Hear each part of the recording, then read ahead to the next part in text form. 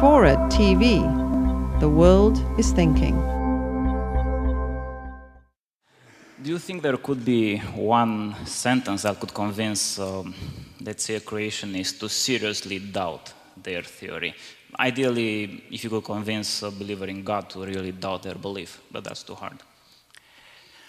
Not sure about a sentence. I think perhaps the single most convincing fact, the observation that you could point to would be the pattern of resemblances that you see when you compare the genes using modern DNA techniques, actually looking at the letter-to-letter correspondences between genes. Compare the genes of any pair of animals you like, pair of animals, pair of plants, and then plot out the resemblances, and they fall in a perfect hierarchy, a perfect family tree.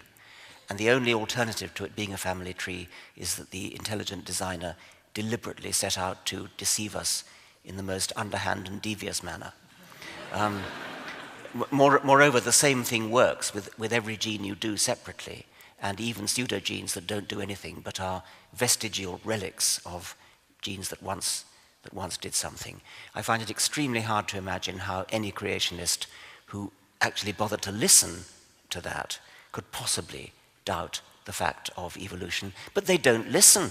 I mean, your question is a perfectly good question, but it's not really relevant, because what they do is simply stick their fingers in their ear and say la la la. They know what's true because it's in the holy book.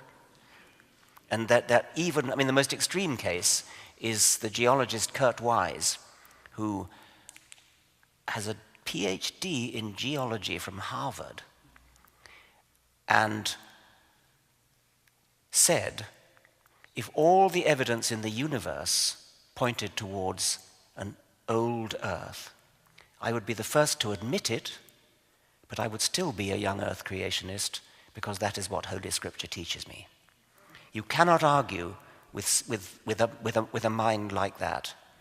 A mind like that, it seems to me, is, well, a disgrace to the human species.